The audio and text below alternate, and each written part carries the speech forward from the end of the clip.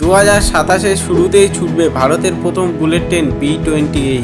জানা যায় বেঙ্গালুরুতে অবস্থিত ডিফেন্স বিএসইউ সংস্থা বিএমএল এর কারখানায় বর্তমানে এই ট্রেনের কোচ তৈরি করার কাজ জোর কদমে চলছে। এমনকি এই ট্রেনটি সর্বোচ্চ 280 কিলোমিটার প্রতি ঘন্টা গতিবেগে চলতে পারবে, আর প্রাথমিক পর্যায়ে এটি যাত্রীদের নিয়ে ঘন্টায় প্রায় 250 কিলোমিটার বেগে ছুটতে পারবে। এবং রেল মন্ত্রক জানিয়ে দিয়েছে, জাপান থেকে কোচ আমদানির ক্ষেত্রে কিছু চ্যালেঞ্জ থাকলেও ভারত এখনো নিজেই উচ্চগতির ট্রেন তৈরি করতে সক্ষম। জানা যায় প্রত্যেকটি ট্রেন সেটে থাকবে 8টি করে কোচ, আর ট্রেনটি হবে সম্পূর্ণ এসি অর্থাৎ শীততাপ নিয়ন্ত্রিত। এমনকি প্রতিটি কোচের নির্মাণ ব্যয় ধরা হয়েছে প্রায় 27 কোটি টাকা, যা বিদেশি কোচের তুলনায় অনেকটাই সাশ্রয়ী। আর 2027 সালের প্রথম মাসেই প্রথম ট্রেনটি প্রস্তুত হওয়ার লক্ষ্যমাত্রা নেওয়া হয়েছে। এরকম ডেলি ইন্টারেস্টিং ইনফরমেশন ভিডিও পেতে অবশ্যই চ্যানেলটিকে সাবস্ক্রাইব করে রাখবে।